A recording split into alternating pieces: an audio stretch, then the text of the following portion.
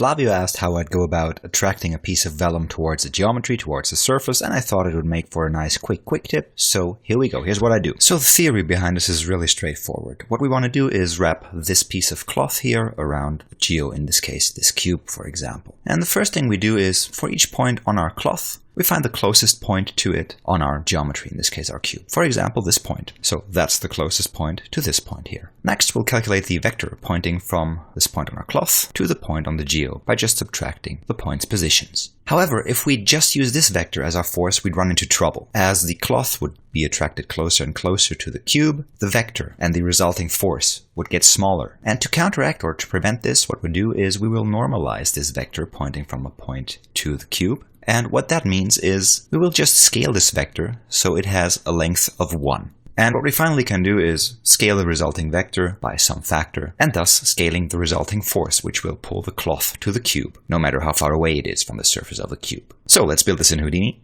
Start out with a grid, that will be my piece of cloth, dive in there, scale it back to say 3 by 3, and give it maybe 40 by 40 rows and columns like this, then move it up. Say 1 unit like that. And also I'm going to build a collider. Torus works fine for me, whatever surface you like. And then maybe scale this down a bit in diameter, like so, and increase the rows and columns here as well, like this. Maybe decrease the radius, like that. Then drop down a Vellum configure cloth to turn my grid into a cloth, and also wire in the collider here, and maybe attach a null, call this one out underscore collider. Like this. And then after the Vellum cloth here, let's just append our Vellum solver like that, increase our substeps to 2, the constraint iterations maybe to 20, highlight it, and then sim it for the first time.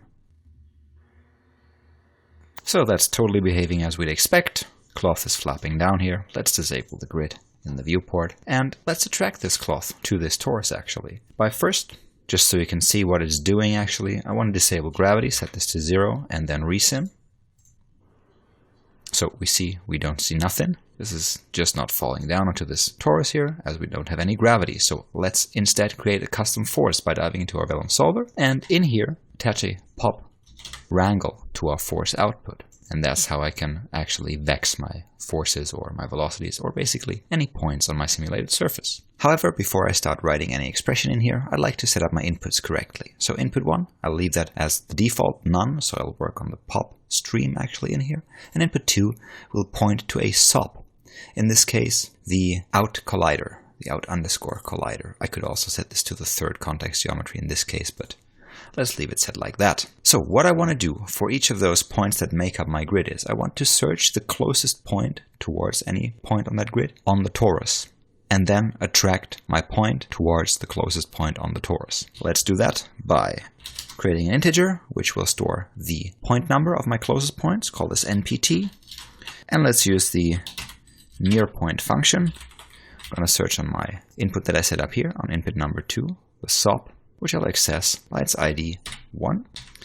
And I will look from my current point position on the grid, v at p, like that. Next, I need to get this closest point's position actually. So I'm going to get that by declaring a vector, call it npos, and use the point function to access the position attribute of our point on the torus. So slot with the ID 1, attribute name p, and npt is the point's number, like this. Now let's calculate that vector pointing from the grid to that point on the torus. Call it f, short for force, and it should be equal to our newest position minus our particle's position. However, if I feed this vector now directly into a force, what will happen is the force will get smaller the closer our grid gets towards the torus. So instead, because the distance from the grid to the torus gets smaller, and so this whole vector that we're calculating here gets smaller. So to prevent that, let's normalize this. So basically scale our vector to a length of 1. And then multiply it with an amplitude, just with a scaling factor, to give it a constant scale of, say, maybe 0.4. So what this line does is, first, we calculate this difference, spitting out this vector pointing from the grid to that closest point on the torus. Then I normalize this, so I scale this vector, the result of this calculation, to a vector of a length 1, and then again multiply this, so it's now a vector of length 0.4. And now finally, let's write this onto our force vector, v at force equals to f, like this.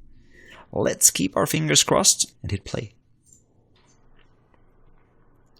We can see this is now attracted to the torus's surface and wraps around the torus neatly. With this amplitude scaling factor here, I can adjust the strength of this behavior of the force. But that's about it. So now you have some neat torus or object wrapper, I guess. So I'm kind of intrigued to see what you guys come up with here and what stuff you're going to wrap with this.